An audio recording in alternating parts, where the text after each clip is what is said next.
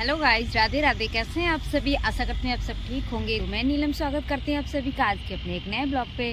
और आज के ब्लॉग की स्टार्टिंग हो रही है मेरे खेतों से, क्योंकि मैं आ चुकी हूँ अपने मायके से अपने घर। और घर आने के बाद हमें डालना था सरसों पे दवा, जो कि कहते हैं कि खाद तो कम पड़ती है, बस इस पर स्प्रे ही किया जाता है। तो अब हम लेके आ गए हैं एमपी खाद की स्प्रे करने के लिए। और आप लोग मेरे पीछे देख सकते हो, ये सरसों जो है कितनी बड़ी बड़ी हो चुकी है। मतलब 15 दिन के अंदर ये फूलने वाली है। और देख के इतना अच्छा लग रहा है ना कि मैं बयान नहीं कर सकती, क्योंकि ये मेरे यहाँ आने के बाद, मतलब मेरे यहाँ आने के बाद क्या, मतलब मैंने अपनी ज़िंदगी में सरसों की खेती पहली बार की है, जो कि हमारी देख रेख में हो रही है। तो बहुत अच्छा लग रहा है देख के। और ये फूल होने वाले हैं इसमें, तो ये देख के और अच्छा लग रहा है। तो गाइज मैं अपना एक्सपीरियंस और अपनी फीलिंग बता रही हूँ सरसों के बारे में, कि ये जब उगती है तो थोड़ा टाइम ले रही थी। मतलब जब छोटे से थोड़े करके बड़े हो रही थी तो टाइम लग रहा था। बट हफ्ता भर में ना ये काफ़ी बड़ी हो चुकी है सरसों के जो पेड़ हैं, तो उन्हें देख के ना बहुत अच्छा लग रहा है। और ये वाली जो हम स्प्रे कर रहे हैं, तो ये है 2 एकड़ का खेत। तो इसमें डालनी है हमें 13 टंकी कुल मिला के। तो इतनी स्लो चल रहे हैं ना पतिदेव लेके टंकी को, तो इसमें ना बहुत टाइम लगने वाला है इस खेत पे। और हम लोग दूसरे खेत में भी जाएंगे, उसमें डालनी है हमको घास वाली दवा गेहूं में। और हम लोग ना इतना सारा सामान लेके आए हैं यहाँ पे, आप लोगों को दिखाती हूँ कि क्या क्या जुगाड़ कर रखा है।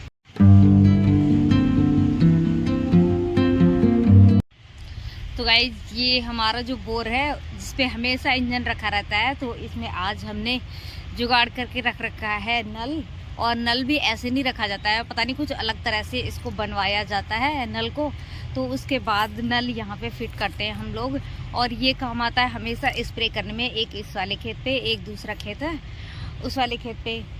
तो मतलब गाँव में तो बिना जुगाड़ के कोई काम ही नहीं निकलने वाला है। तो यहाँ पे हमेशा जुगाड़ कर कर के काम चलाना पड़ता है।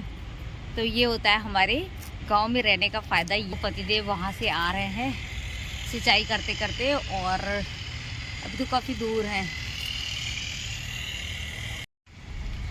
तो आप लोगों को दिखाती हूँ कि पतिदेव कर रहे हैं स्प्रे, और वो स्प्रे करते हुए इतने खतरनाक दिख रहे हैं, वो आप खुद ही देख लो। पूरा मुंह बांध रखा है कपड़े से। तो मैं इनसे कह रही हूँ, बने हुए हो द मम्मी।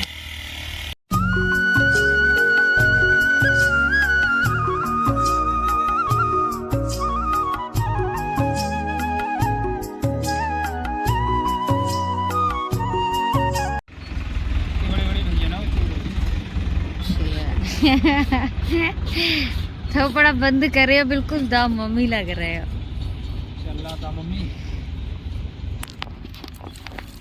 अच्छे से भर, जल्दी जल्दी बाहर करो।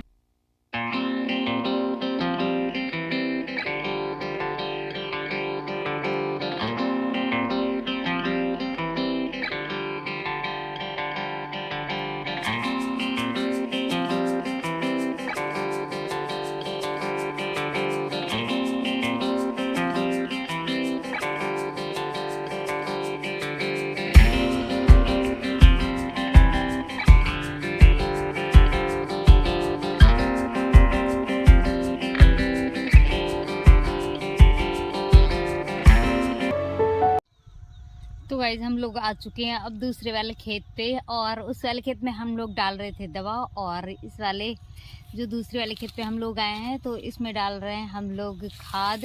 और मेरे इस वाले खेत के पास है ये गन्ने का खेत। तो यहाँ आके मेरा मन करने लगता है गन्ना खाने का, वरना घर पे होती हूँ तो याद ही नहीं रहता है।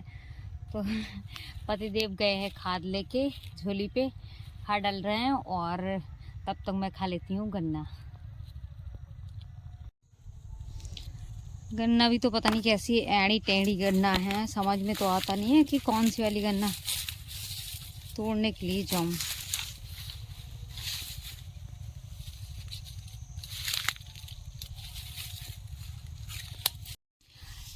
तो गन्ना मैं तोड़ के ले आई हूँ, और ये है मेरी गन्ना कुछ इस तरह, और बहुत अच्छी दिख रही है। अब खाने में देखती हूँ इसका टेस्ट कैसा है, हार्ड है या मुलायम है, मतलब जैसी भी है देखती हूँ। अब पतिदेव आ चुके हैं, बिल्कुल डालते डालते खाद यहाँ को। तो अब इन्हें खाद भी भर के देना पड़ेगा, फिर मेरे हाथ हो जाएंगे गंदे। तो इससे पहले खाद दे लेती हूँ, उसके बाद खा लेती हूँ फिर ये गन्ना। आज पूरा दिन खेतों पे हो गया है, तो हम लोग आ चुके हैं अब खेत से घर, और चाय वगैरह पी के तो अब हम लोग कर रहे हैं शाम को खाने की तैयारी। और शाम को खाने में बनने वाला है चावल और दाल, और साथ में बनेगी ये सेमी की सब्जी। तो मैंने एक बार पहले कहा था कि सेमी होती हैं आपको तो घर में, मतलब सेमी हमारे घर में होती है, तब आप लोगों को दिखाऊंगी। तो कुछ इस तरह से होती है ये, और हमारे यहाँ इसको बोलते हैं सेमी। तो फिलहाल ये हमारे घर की है नहीं, ये देके गई है मेरी जेठानी जी। तो आज इसकी सब्जी बनने वाली है, सेमी की सब्जी।